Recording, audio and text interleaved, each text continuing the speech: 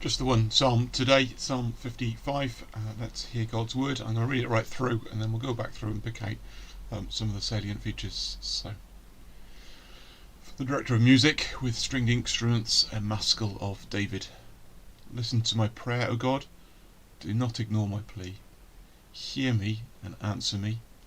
My thoughts trouble me, and I am distraught because of what my enemy is saying, because of the threats of the wicked. For they bring down suffering on me and assail me in their anger. My heart is in anguish within me. The terrors of death have fallen on me. Fear and trembling have beset me. Horror has overwhelmed me. I said, oh, that I had the wings of a dove. I would fly away and be at rest. I would flee far away and stay in the desert. I would hurry to my place of shelter, far from the tempest and storm. Lord, confuse the wicked, confound their words, for I see violence and strife in the city. Day and night they prowl about on its walls. Malice and abuse are within it. Destructive forces are at work in the city. Threats and lies never leave its streets. If an enemy were insulting me, I could endure it. If a foe were rising against me, I could hide. But it is you, a man like myself, my companion, my close friend, with whom I once enjoyed sweet fellowship at the house of God, as we walked about among the worshippers. Let death take my enemies by surprise. Let them go down alive to the realm of the dead, for evil finds lodging among them. As for me, I call to God, and the Lord saves me. Evening, morning, and noon I cry out in distress, and he hears my voice. He rescues me unharmed from the battle waged against me, even though many oppose me. God, who is enthroned from of old, who does not change, he will hear them and humble them, because they have no fear of God. My companion attacks his friends. He violates his covenant. His talk is smooth as butter, yet war is in his heart. His words are more soothing than oil, yet they are drawn swords. Cast your cares on the Lord, and he will sustain you. He will never let the righteous be shaken. But you, God, bring down the wicked into the pit of decay. The bloodthirsty and deceitful will not live out half their days. But as for me, I trust in you. So this is a very painful psalm. David, or whoever's written it in the style of David, if that's the case, however it works, is in a time of betrayal by a friend, a former companion, and is in grave danger and really struggling, and is crying out then for God's help and rescue.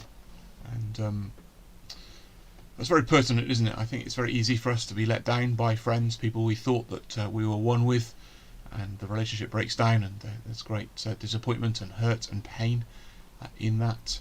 And while they might not become an enemy, they're certainly not the friends they used to be, and we have a sense of what David is struggling with here. So let's reread again and just see what we can pick out that is helpful for us. So David then is turning all his concerns into prayer. He's directing them to the Lord. It's an obvious thing to say, isn't it? But it's not always where we start in what we do, and so that's a reminder that we need to do that. And he's pleading with God. This is not just a list of things. It's not just a liturgy that he's going through. There's a real heartache here, and he's longing that God would not just hear him but also answer him, because he's really troubled. He's distraught. There's a real inner turmoil because of what's being said by his enemy, because of the threats that are being made. And his heart then is in anguish within him. The terrors of death have fallen on me. Here is a man who is afraid. Here is a man who is in anguish. That's all pretty strong language that speaks of what's going on in his head and in his heart. Life is turmoil because of what's gone on, and because of that then he turns to the Lord. He needs God to hear his prayer and help him. He is actually overwhelmed by this whole experience now. Horror has overrun him, fear and trembling have beset him, and he just longs to be able to escape. I don't know about you, but there are numerous situations I can look back on in life and I would have longed to have got out of there, to have the wings of a dove, to fly away, to be able to get to a place of shelter, to hide in the storm, and protected. And yet that's clearly not the situation. David is not able to get away. And so often in our circumstances we're not able to get away. We would love to, but there is no place of retreat.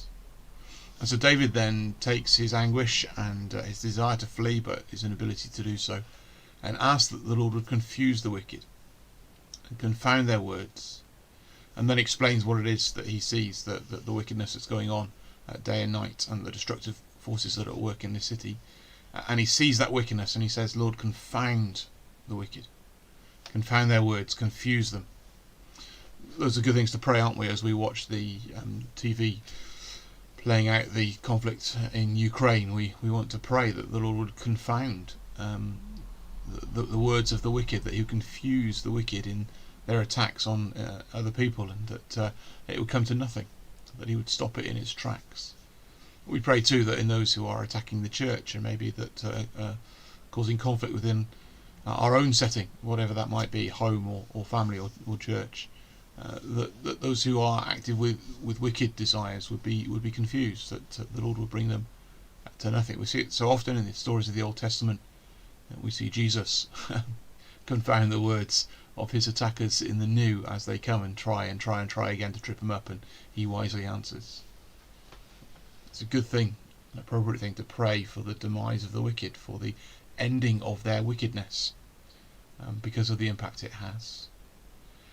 But then he takes a twist, doesn't he? As he says, if it was just an enemy, it would be okay. But actually, this is a close companion, a close friend, someone that he has been at one with, someone he once enjoyed sweet fellowship at the house of God. And this is what's painful, isn't it? That it's not just a friend in a sort of secular sense, but someone who was a fellow worshipper of God.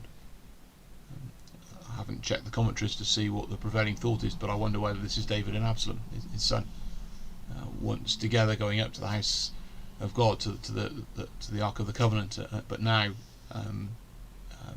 Absalom is at work in Jerusalem to overthrow David. If that's the case, though, it seems that his request is rather strong. Let death take my enemies by surprise. He longs for their overthrow. It is painful for the way they've treated him, and he longs that they would be brought to nothing.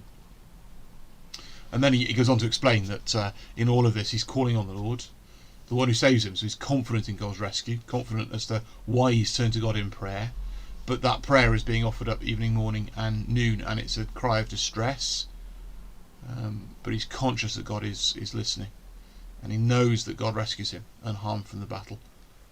He's had the whole experience of walking with Saul, and the many times he escaped with his life, and he's seen God's good hand, and he's confident that God will rescue him again. And then he reminds us who this God is, the one who's enthroned from of old, the one who does not change, the one who hears the wicked and humbles them because they have no fear of God.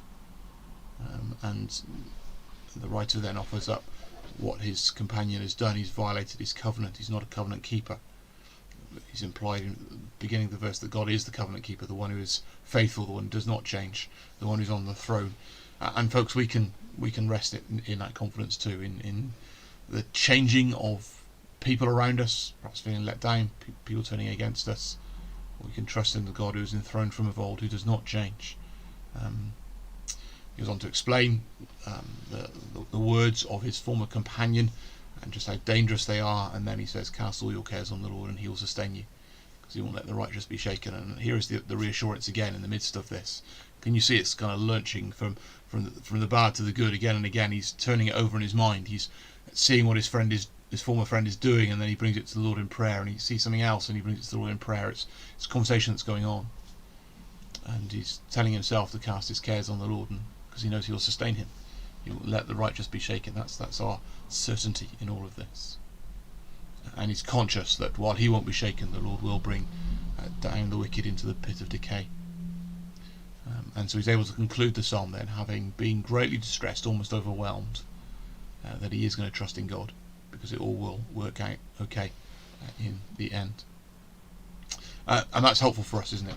Often when there's trouble and things are flying around our minds, we're flitting and floating and going back and turning them over. and we need, like the psalmist, to drag those thoughts to the Lord, to come back in prayer. Yes, anguish prayer, not just formal prayer times, but morning, noon, and night, bringing those feelings to the Lord and asking for His help, reminding us of who God is, so we can rest in Him, and praying that He would be at work to undo the work of the wicked. We're going to finish by listening to a song that urges us to spend the day in prayer, different types of prayers at different times of day. With every morning, I will need to kneel to pray.